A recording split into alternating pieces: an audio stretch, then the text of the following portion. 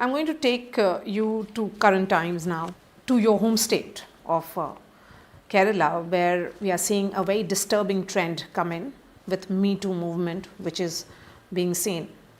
Dr. Tharoor, you're a proud Malayali, and you have spoken about your sisters, you've often spoken about your mother, so clearly you understand that this was a society which was matrilineal in nature. So women had that power, they were seen as almost power behind the forces. I grew up in a household of strong women because I have two sisters and a mother who were all women with strong views and independent ways of functioning in their own right.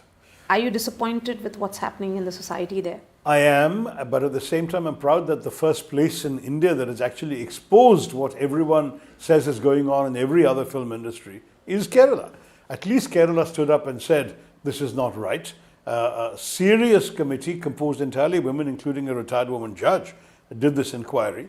Where I think is inexcusable is that the report was submitted in 2019 and the state government sat on it for 5 years. It should have been released on the spot.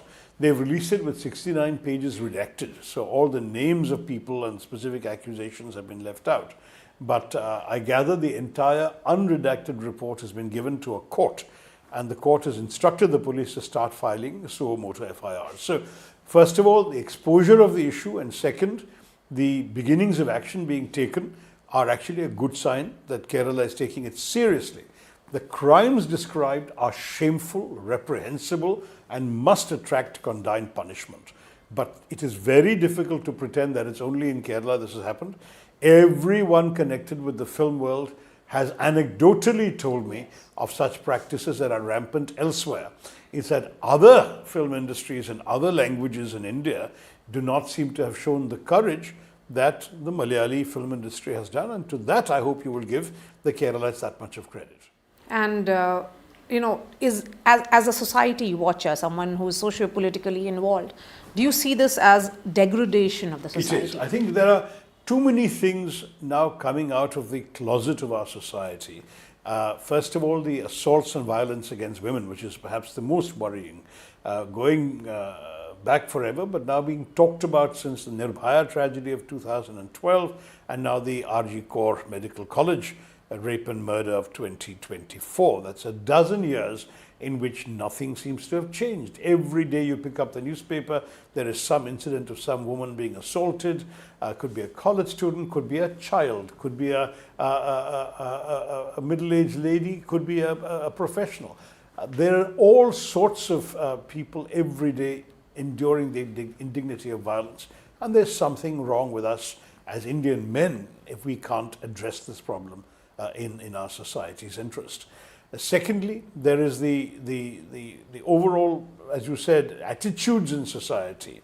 Where parents very often feed their male children first before they feed their daughters, where the son is made to feel that he is the leader of the family, even if sometimes they may be a more capable sister. Our entire society needed change. I remember discussing with Sheila Dikshit after Nirbhaya whether we can't have serious gender sensitivity instruction in the classrooms for boys from a very young age. And I hope that all of this can be implemented. Otherwise, we can't just go on having tragedy after tragedy, big shock and horror and outrage, then it all subsides and we move on to the next tragedy. That doesn't work. We need systemic change. And how do you look at these resignations which have come in, the powerful associations like AMMA and all?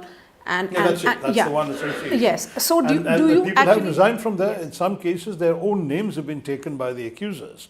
One of the secretary. Shouldn't they be cleaning up the system rather than resigning, taking moral responsibility? How does it really? No, I think both should be done.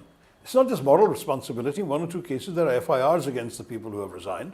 In one or two cases, yes, it's just moral responsibility. But the fact is they did sit and preside over a system that allowed this to happen to so many young women. And therefore, I think that there should be some accountability. But equally, the only way you can prevent anything like this from happening again is creating systems and making rules. First, when we talk about systems, there's some basic facilities. Having toilets for women, having facilities, restrooms, areas where they can literally physically rest, whether it's in a hospital as in Calcutta, whether it's in a film set, that women should be recognized to have the right to their own space and to be free of interference in that space. Secondly, you need rights. I mean, every woman, when she signs a contract for a job, should know what it involves and what it doesn't involve. And third, the men should be told that misbehavior of this nature will warrant very severe punishment, and they could even lose their jobs on a film set or whatever, or that the film producers themselves will be happy to cooperate with a complaint.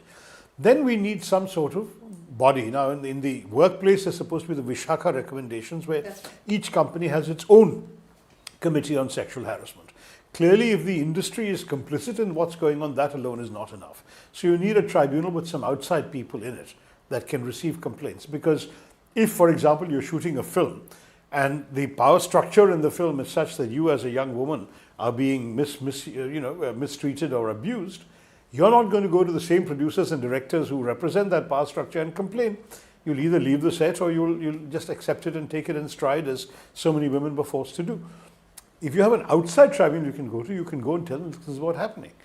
Now, one of the biggest tragedies in any workplace sexual harassment situation is when the woman feels that it's either this or her job, and she needs her job, or she needs the money, or she needs the opportunity, and she therefore feels that this is the price she has to pay. For generations in every film industry, that seems to be what many women have gone through. And that is something that really, really should not be allowed to continue. So do you think, like the Justice AMMA Commission which was set up, there should be similar inquiries done in other regional cinemas? Ideally, yes. But the thing about the AMMA Committee inquiry is that it came up as a demand from women in the industry themselves. But yes, if we were going to have a decreed by the government that every state should set something like this up, it may not be a bad idea at all.